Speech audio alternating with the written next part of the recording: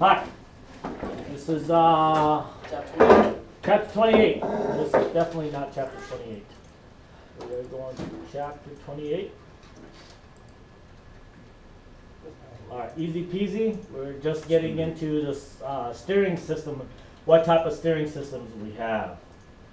All right, so every driver knows that turning the steering wheel steers the wheels, which steer the vehicle. What is not apparent are the many components that are installed between the steering wheel and the wheels that relay the signal and make the wheel steer.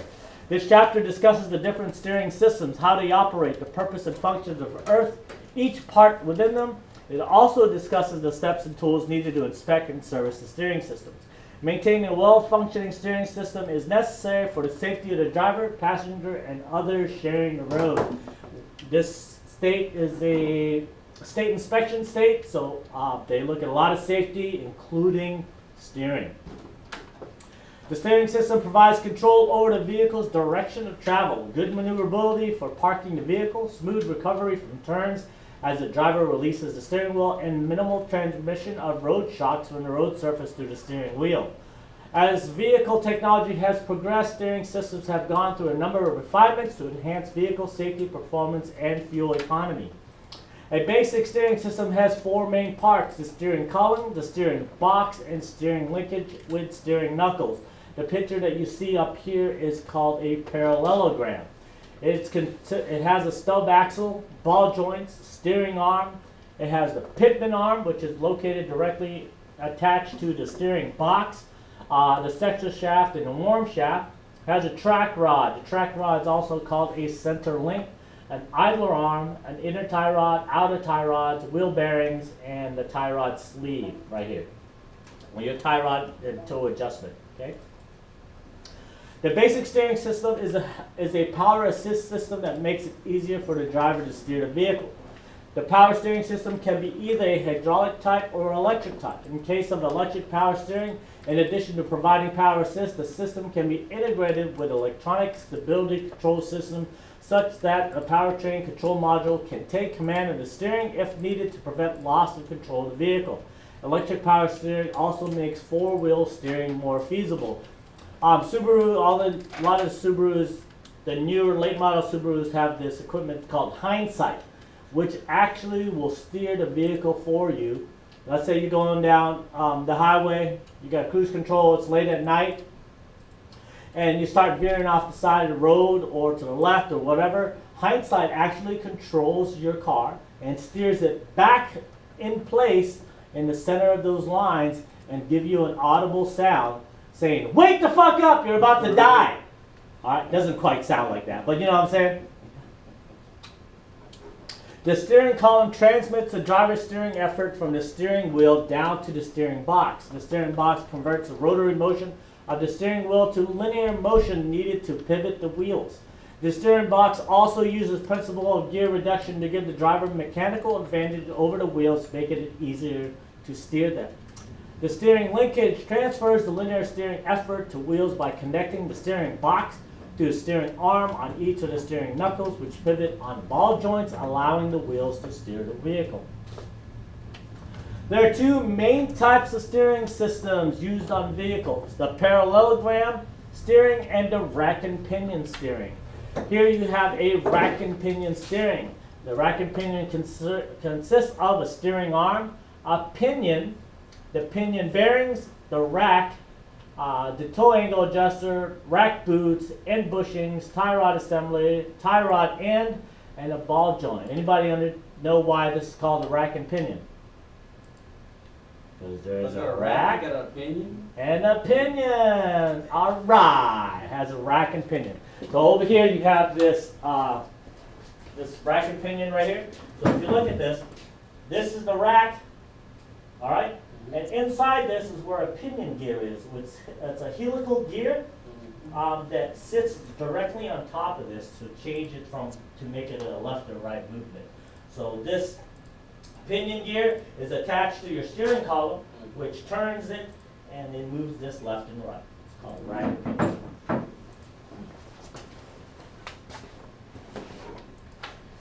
The parallelogram steering The idler arm and the pitman arm always move in parallel to each other to form a parallelogram whenever the wheels are turned from a straight ahead position. So up here you see right here it has a pitman arm. The pitman arm is connected directly to the gearbox. And the pitman arm is connected also to this center link. And the center link is connected to the idler arm. The reason why it's called a parallelogram, because whatever this pitman arm does, the idler arm is going to do as well. They're in constant parallel to each other. The racket pinion systems are the most commonly used. The racket pinion system gets its name because the rotating pinion gear is used to move a flat tooth rack. The rack is connected through pivoting socket ends and tie rod directly to the steering arm. It is a simple, compact system with a few moving and pivoting parts. And because of fewer parts and orientation of pinion gear to the rack, it gives a more precise steering feel, making it more sporty. The parallelogram steering system gets its name because the center link and axle, along with the pitman arm and idler arm, always move in parallel to each other. The pivoting tie rods connect to the parallelogram to the steering arms. Parallelogram steering uses a worm gearbox which changes the direction of the steering wheel rotation at 90 degrees, and a pitman arm and center link to turn the rotary motion into a lateral motion. The worm gear design reduces the road shock that is transmitted to the steering wheel, so the parallelogram design provides an advantage, especially in off-road four-wheel drive vehicles or non-sporty vehicles. The steering knuckles are stout components that firmly connect the wheels to suspension and steering systems. They provide a stub axle upon which the wheel bearing is riveted, or a hub-style wheel bearing assembly that is pressed or bolted into the steering knuckle. The steering knuckle pivots on one or two ball joints depending on the type of suspension. The steering arm either is integrated into the casting of the steering knuckle or is bolted on. Either way, it transmits the steering force from the steering linkage to the wheel and tire assembly.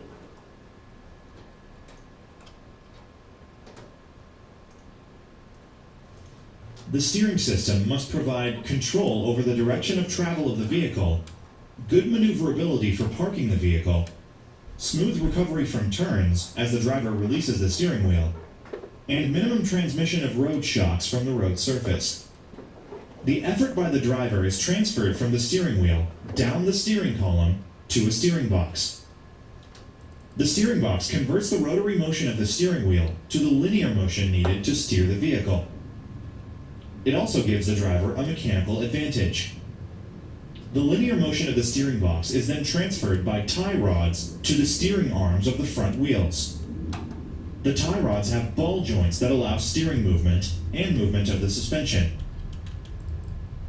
The steering arm ball joints are arranged so that the movement of the suspension does not affect steering operation.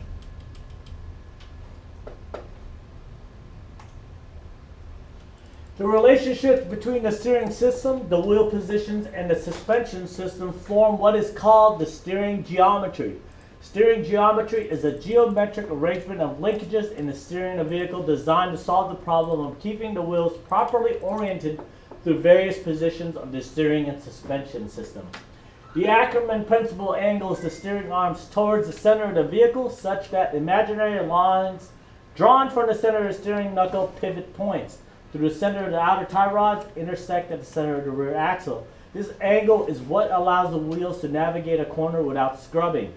Steering geometry and suspension geometry must be within the manufacturer's specs for the vehicle to operate correctly. If it is not correct, it is usually due to worn or bent components that a technician will have to diagnose and ultimately repair to restore proper operation. So you'll find all this when you put this on an alignment rack. The racket pinion steering system is used on majority of front-wheel drive vehicles due to the restriction of space under the hood. Racket pinion steering gears are used because their construction makes them compact and lightweight. Their steering response is very sharp because the rack operates directly on the steering knuckle and there is very little sliding and rotational resistance, which gives lighter operation. It has a pinion, a rack, an inner tie rod, socket, and an outer tie rod really is the only major moving parts on this.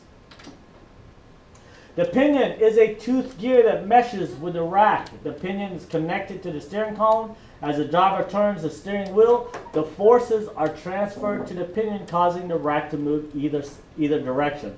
This is achieved by having the pinion in constant mesh with the rack. That's why it's called a rack and pinion, because it has a pinion and a rack. Rack and pinion. A rack is a toothed straight piece of metal that meshes with the pinion in the middle of the rack and has tie rods at the end, on each end that is fastened to the knuckle.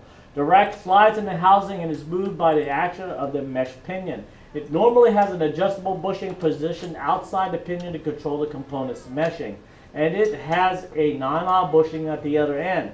This adjustable bushing allows the technician to adjust play out of the rack and pinion. The function of the rack is to transfer the motion to the tie rods. You have inner tie rods or sockets. The inner tie rod is attached to the end of the rack and allows for suspension movement and slight changes in steering angle. An outer tie rod is attached between the tie rod shaft and steering arm. It transfers the movement to the rack. The outer tie rod pivots as the rack is extended or retracted when the vehicle is negotiating turns. Some tie rods and tie rod ends are left or right hand threaded. This allows toe in and toe out to be adjusted in the manufacturer's specs. Toe in is a condition where the front of the wheels, as seen from above, are closer together than the rears of the wheel. Toe out is the opposite condition where the rears of the wheels are closer rather together than the fronts.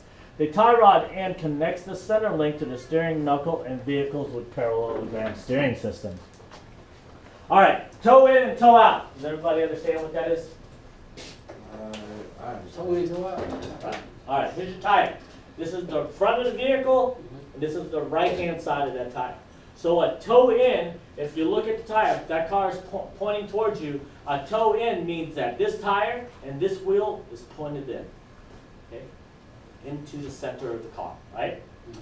Toe out is the opposite condition, which is towed away from the center of the car. Gotcha?